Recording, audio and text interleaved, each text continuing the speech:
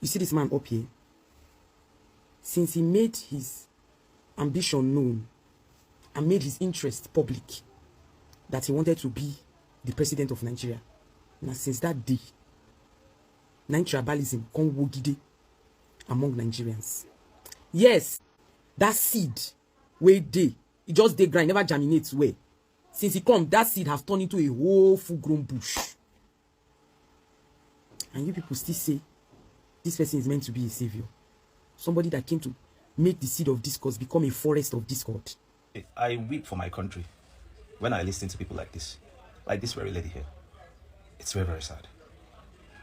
We would think the problem is Tinubu. Yes, Tinubu, a very huge problem, and the APC have completely destroyed the country.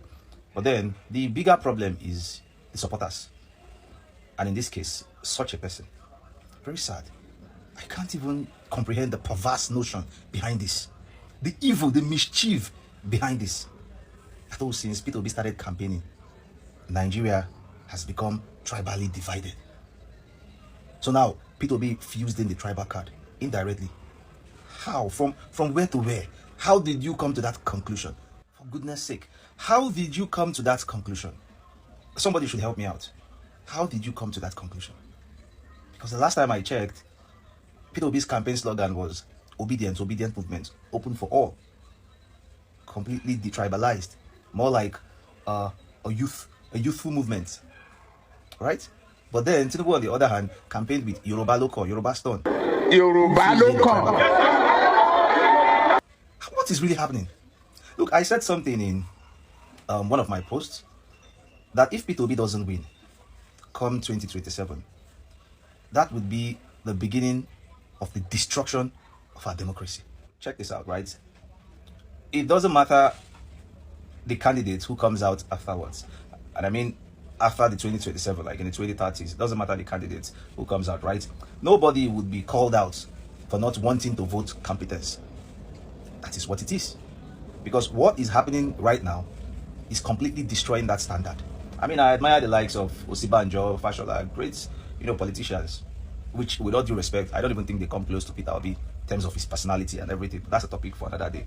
And if they, for some reason, come out on the ballot after 2027, nobody should be called out for not voting them, even against anybody, because they are completely destroying that standard, if not destroyed already.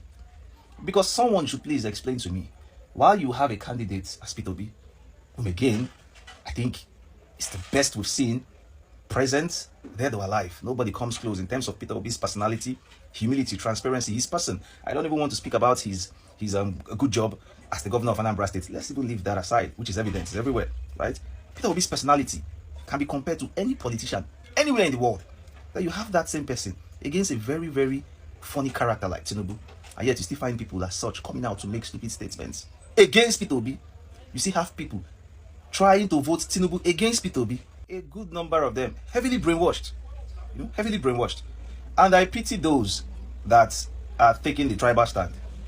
Speaking to my Yoruba people now, those taking the tribal stand, what you are doing, trying to defend Tinubu, is speaking Tinubu over your tribe. So when Tinubu does something bad and people try to call the Yorubas out for it, it is best you exempt yourself and make it clear that Tinubu stands for himself alone and not the Yoruba people. Don't be so quick to defend what's wrong. It's an advice, right? And look, if Peter Obi doesn't win come 2027, how do you expect people to vote a Fashola or a Tinubu or what's his name, Osibanjo, come 2030 something? And this is the interesting part. Even if you have three of those guys, Osibanjo or Fashola, up against Peter Obi, they still wouldn't lace Peter Obi's shoes in terms of who Peter Obi is. It's a fact, you know that. They wouldn't match. But again, I think that is even fair. If someone was to take side, okay, I would vote Fashola over Peter Obi. I can even comprehend. Not with a character like Tinubu. And yet you find people coming out. Tinubu has completely destroyed our politics, fusing the tribal card, turned tribes against each other. And we still want to give him a second term, leave his bad policies, the insecurities, let's even put that aside. Yoruba Lokan. The high-level ethnic tension we are having in Nigeria today was caused by Tinubu. Yoruba Lokan. You see, before our very eye, somebody's trying to change the narrative. The next thing they will tell you that he brought religion. There's no way you want to say you want to twist things on Peter Obi that we don't have fat. You see, when I saw that, when I begin to see some people I don't understand, like I said, a lot of them want to be part of the people who are making Nigeria a useless place so that they will be gaining, and that is why they want to belong to that class, the class of Wike. Yeah, they will feel that they will enjoy, but they don't want the right person. You can see as young as this one is. Of course, I've been seeing this lady saying all manner of nonsense, but now she has, of course, campaign has started officially. Everybody will be spewing everything out, but their records. See, Tinubu came out at categorically and said Yoruba Lokan, and when they say Yoruba Lokan, that it is him.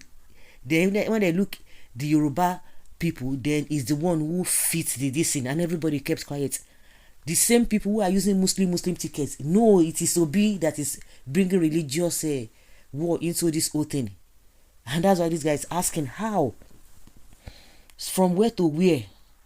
The next thing they want to defend it to useless people, Jagaban 4+4. No, answer the question. When Obi brought tribalism into politics, that is what the supporters or what all these condemned people are doing. Tinubu, the international drug peddler and certificate forger, never see anything. On Marx, you are as always, you are spot on always. I have come to the frightening conclusion that many of Nigerian youths are extremely delusional. It is a shame. They are not delusional. They know exactly what they are doing. It's just wickedness to themselves. Please, next time, tag the person so that he or she would see your response. This is spot on. You end my following. Okay, we stand. What she said is true. How? No, not is true. Now you need to explain. Igbos have been voting other tribes like Yoruba and Hausa and Fulani since 1966. See, 2023. No complaint. Just 2023, Igbo want to vote Obi. Not because they say because it's an Igbo person. It's now a tribal thing. Obi sowed the seed of tribalism, but the guy that came on national TV to say Yoruba Lokan is a nationalist.